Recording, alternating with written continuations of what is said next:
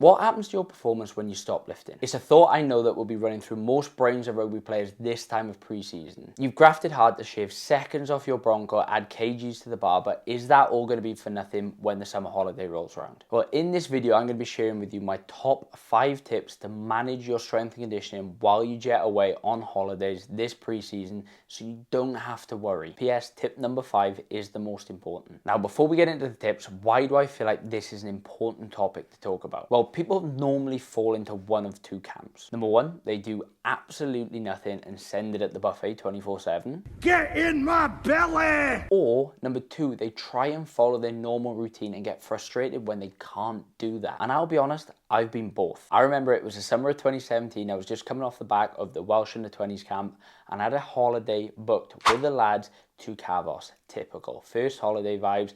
And you knew what it was going to be like. It was going to be full send. And I remember going on that trip with 0k about my training. And then I came back and it hit me all at once at how little I paid attention to my training while I was out there. Now, I didn't go out there to look after my training, but it would have been nice coming back and not having to spew my ring up on the side of the pitch for probably this 2 or 3 pre-season sessions after that. Then the summer of 2022, I went on a 10-day trip to Tenerife and I actually trained 7 days out of that because I was trying to plan to squat 600 pound, deadlift it, and then run a sub 6-minute mile. And in all honesty, I probably wouldn't have changed either of those trips because the lessons that I've learned in those trips help kind of shape how I look at my own training when I go away and how I've helped athletes manage their training going forward. And they're going to be the tips that I'm going to share with you in this video today. So the first tip to managing your training while away is a pretty simple one, and that is to start to organize your training around your trip.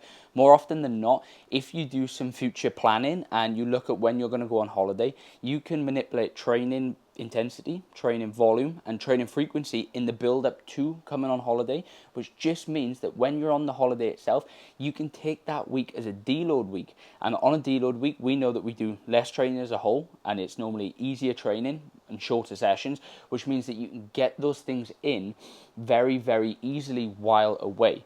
And better yet, if you want to take a full week off for a deload, that's something that I'll also recommend as well. So depending on which camp you want to go down, you can either A, kick your feet up and relax completely, or B, have a few easier sessions to make yourself feel good and offset the damage that you're probably going to do in the buffet. Tip number 2, and a very important one that you do ahead of time again, and that is scout out the equipment so you can plan your sessions properly. There's nothing worse than walking into a gym that looks like it's got flooring ripped up from the local nursery and a squat rack that's built for Gimli, okay? So what you need to do is you need to just go on the website. They normally have photos of the gyms, have a little bit of a look at what equipment that they got so you can modify your sessions. And a bonus tip for point 2, lower your expectations. Yes, I've had the luxury of training some incredible gyms when I've gone away.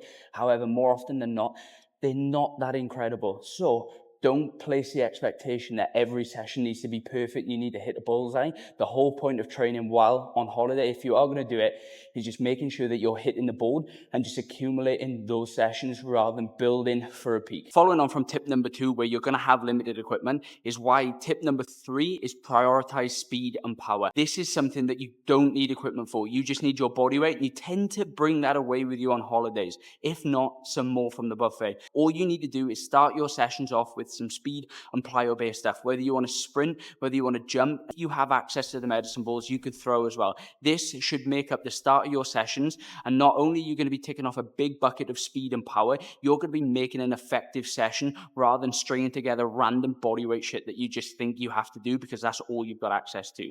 And I know speed and power is something that a lot of you neglect, so if you're a little bit unsure, a little bit stuck on how to program this, comment the word speed below and we'll send over our free speed and power guide that you can utilize to not only plan your sessions while you're away, but plan your sessions when you're in a gym too. Tip number 4, when you go away to look after your performance, is pretty simple in nature, but very hard to execute. And that's just look after your nutrition. Now, this doesn't mean being a complete stickler of following the meal plan, shit like that. What it does mean is make some sensible decisions when you got to the buffet.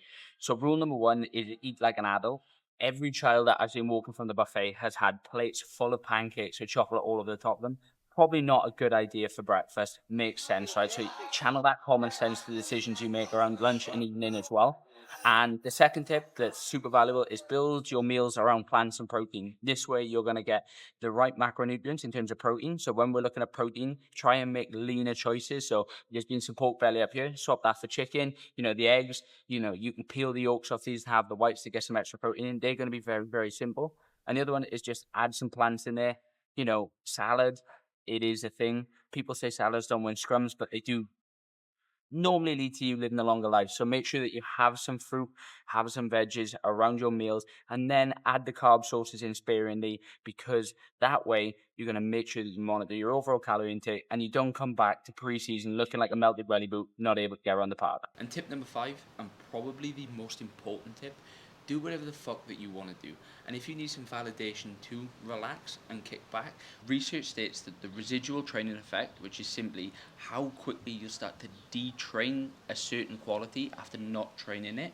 Well, for the core 4, we're looking at strength, speed, power, and conditioning.